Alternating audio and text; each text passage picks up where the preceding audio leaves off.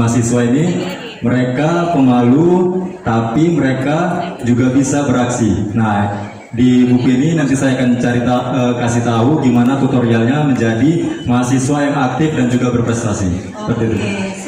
Siap untuk belajar dengan Bang Yudi ya. Kita tentang bukunya seperti apa? Assalamualaikum warahmatullahi wabarakatuh. Waalaikumsalam warahmatullahi wabarakatuh.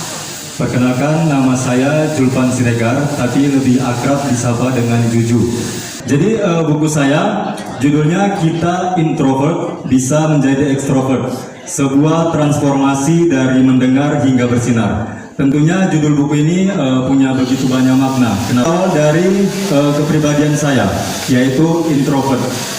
Nah, introvert ini adalah kepribadian saya ketika saya lahir. Jadi setiap manusia terlahir dengan kepribadian berbeda. Ada itu kepribadian ekstrovert dan juga introvert. Sedangkan kita yang introvert biasanya hanya menjadi pendukung, pemeran tambahan, seperti itu.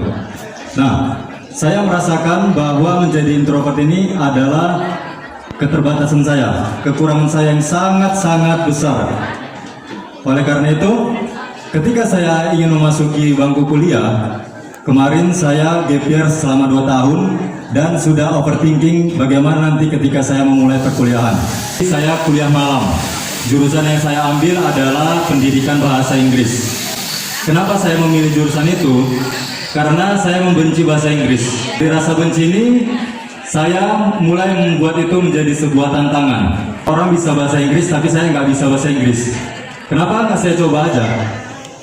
Nah, kemudian di bahasa Inggris inilah saya berada di Fakultas FKIP dan bertemu dengan dosen FKIP. Kemarin di waktu saya semester awal itu mata kuliahnya komputer.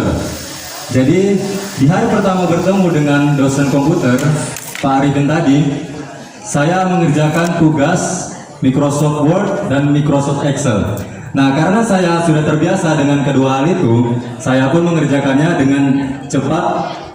Dan kemudian Pak Arifin bertanya kepada saya, "Oke, udah siap Ju?" Saya bilang, "Udah Pak." "Kok cepat kali? Ini udah jadi makanan sehari-hari saya Pak." Nah, dari situ saya merasa kesal. Kenapa? Karena Pak Arifin melanjutkan, "Oke, jago komputer ya Ju." Otomatis saya menjadi pusat perhatian di kelas. Kawan-kawan sekelas saya pada tahu bahwa saya memiliki kemampuan di bidang komputer. Artinya, di ingatan mereka, ketika mereka butuh sesuatu tentang komputer, mereka akan mengajak saya berbicara, berdiskusi, membantu, dan sebagainya. Itu membuat beban kepada saya, Bu. Iya, ini dia contohnya. Orang kalau ngobrol sama dia itu beban. Parah ya introvert itu ternyata. Parah sekali. Kalau introvertnya mungkin lempeng, bisa bangkit gitu ya. Nanti kita minta tips-tipsnya dari Bang Juju. Kenapa kok bisa bangkit dari introvert ke extrovert? Lanjut lagi Bang. Saya menjawab, "Ini makanan saya sehari-hari." "Di mana Ju?" Terus kemudian saya bilang, "Di Tembung." Kebetulan juga Pak Arifin tinggalnya di Serotan, artinya bertetangga. Iya. Kita sebagai mahasiswa baru artinya kan belum banyak kenalan, belum banyak pengalaman. Untuk bersilaturahmi ke rumah orang lain, ke rumah dosen, segala macam itu kita mungkin merasa khawatir. Apa yang mau kita bilang di rumah nanti? Overthinking sekali ya. Seperti itu, Bu. Introvert itu gampang sakit loh orangnya. Belum terjadi, dia udah mikirin. Udah takut dengan masa depan. Padahal dia jalannya aja apa adanya gitu. Ngangguk-ngangguk, oke kan? Iya kan? Satu dunia berarti dengan Bang Juju dulu ya. Ya Bang. Kita menjawabnya, "Saya nggak bisa Pak, saya sibuk." Nah, saat itu bukan berarti saya sibuknya dalam kutip sombong, tapi karena memang saya bekerja sebagai seorang operator warnet. Kerjanya itu setiap hari. Saya off ketika saya minta off saja. Nah, misalnya saya off itu karena sesuatu yang tidak begitu penting menurut saya, itu membuang jatah saya off, Bu. Makanya saya otomatis langsung menolak jika ada ajakan untuk apapun itu, kecuali teman dekat atau keluarga. Masuklah di semester kedua, kami terus aktif sampai pada titik saya tidak mengumpulkan tugas, Bu. Jadi 2 minggu ya udah berlalu ya kalau nggak salah. ya 2 minggu tugas tidak dikerjakan, saya mulai khawatir. gimana nih ya, apakah bakal berpengaruh dengan nilai saya? Iya. Saya berinisiatif bertanya kepada Pak Arifin langsung, Pak, tugas saya belum selesai Pak, 2 minggu yang lalu. Kayak mana itu Pak? Saya kemarin lagi fokus kerja jadi nggak bisa mengerjakan tugasnya. Nah, disinilah mulai saya terbuka sama beliau karena beliau menjawab, oh iya, makasih ya Jo, kayak udah ngingatin saya. Nanti kirim aja tugasnya di blog. Bapak ini tapi yang pengertian ke mahasiswanya. 3, ini menjadi titik awal mula saya berubah menjadi ekstrovert. Jadi ceritanya itu Bu, saya kan dari kelas malam merasa bahwa satu tahun kuliah itu Gak dapat nggak dapat ilmunya dan benar-benar nggak berkembang sebagai mahasiswa. Sedangkan saya niatnya itu kuliah bukan untuk gelar, tapi menambah pengalaman dan juga ilmu, relasi dan sebagainya. Jadi saya mengajak satu teman saya di kelas malam namanya Suci. Nah Kak Suci ini orangnya ekstrovert, sangat ekstrovert terbalik dengan saya. Dari pembicaraan Bang Juju kita bisa catat, oh kalau mau berubah cari teman yang memang beda sama kita. Yang introvert harus kawan sama ekstrovert. Waktu saya masuk di kelas di pagi itu semua mata tertuju pada saya dan saya sangat tidak nyaman Bu. Kenapa harus diperhatikan? Padahal saya juga mahasiswa yang baru kuliah di sini gitu kan, gak ada yang berbeda sebenarnya. Nah dari situlah saya punya teman baru namanya Gina. Gina ini orangnya Bu, kalau dibilang introvert nggak parah, tapi ekstrovert dia bisa. Jadi saya jadikan dia panutan Bu, panutan saya di kelas. Teman tapi bisa jadi teladan ya, panutan tempat belajar. Semenjak kenal sama Gina, saya sering bilang kalau saya ini pingin berubah. Saya pingin lebih berkembang, lebih baik, berprestasi, berorganisasi dan sebagainya. Saya ikut di organisasi beliau itu namanya Unit Debate Society UDS. Itu debat bahasa Inggris. Tapi dengan posisi saya introvert, saya rela ikut di organisasi tersebut karena saya saking pinginnya berubah gitu. Itu memang kumpulan orang-orang introvert ya? Itu kumpulan orang ekstrovert yang mereka jago berbahasa Inggris sambil berdebat. Tapi dengan posisi saya sebagai introvert, saya nekatkan diri untuk bergabung gitu Bu.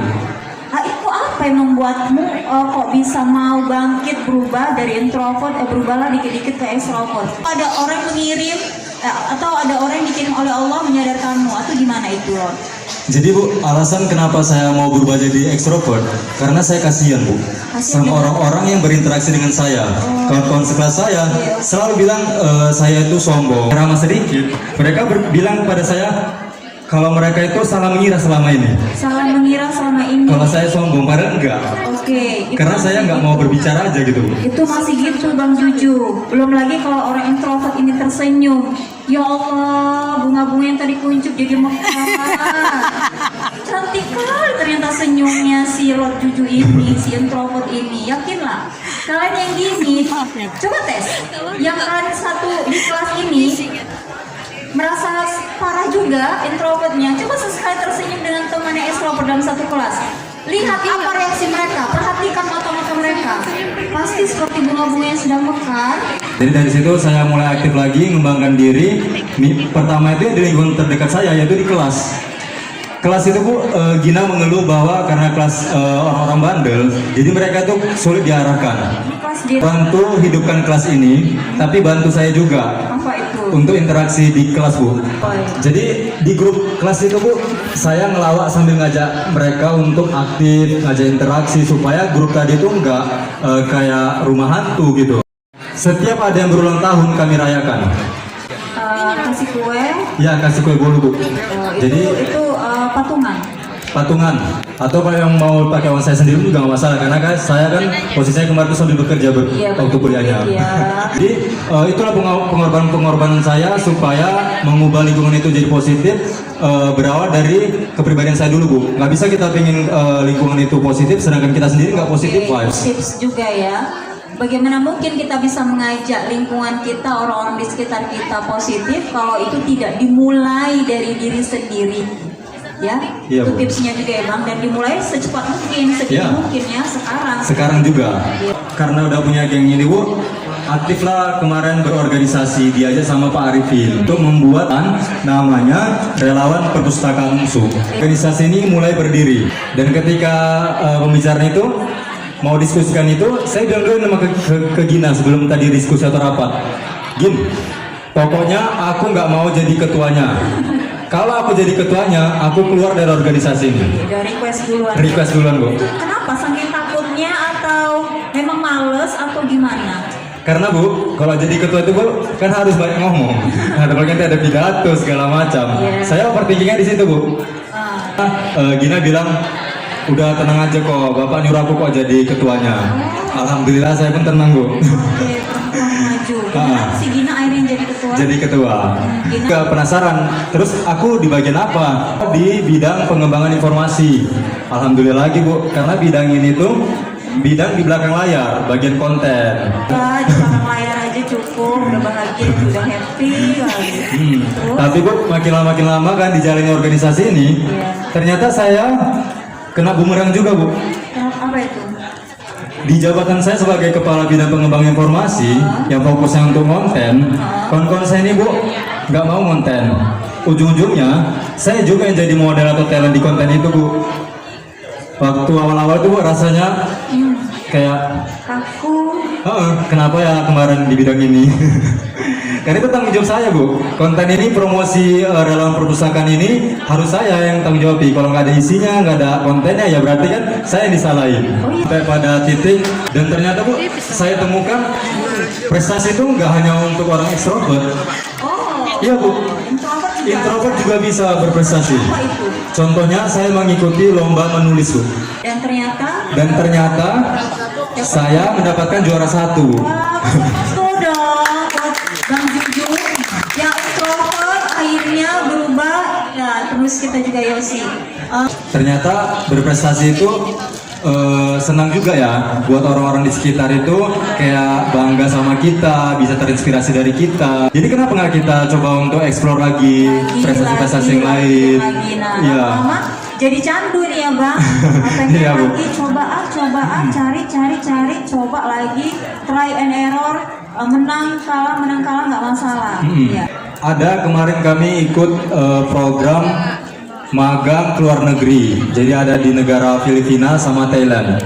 Nah, kami Bu, circle bahasa Inggris tadi ini di dalam perpustakaan pada mendaftar semua. Iya. Beberapa hari kemudian, saya dihubungi sama salah satu dosen yang menjadi pengurus di program itu Bu. Namanya Miss Yayu. Saya cukup berani untuk berbahasa Inggris karena kan ditawarkanlah saya untuk menjadi tour guide atau penerjemah mahasiswa Thailand dan Filipina yang akan magang di Indonesia selama 1 bulan.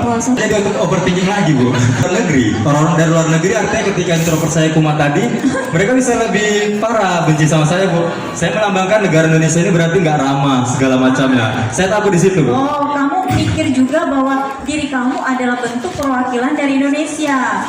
Tapi pikiran yang menghantu-hantu ini punya solusi nggak kemudian akhirnya? Nah, inilah Bu solusinya itu. Saya mengalami overthinking. Saya selalu memberitahukan ke beliau apa masalah yang saya sedang alami Bu. Contohnya kemarin saya bilang, Pak, saya mau jadi penerjemah mahasiswa dari luar negeri.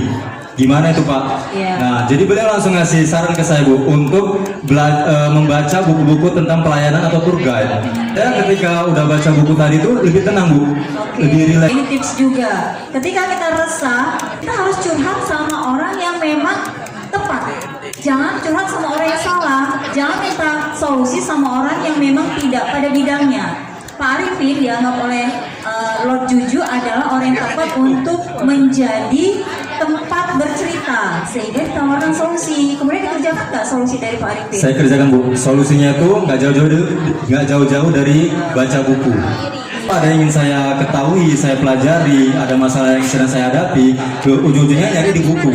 Makanya saya juga salah satu motivasi untuk nulis buku ini untuk jadi solusi untuk mahasiswa. Orang yang Benar Bu. memang butuh jawaban. Benar. Iya, Seperti pas itu. sekali ini benar-benar bisa jadi amal jariah.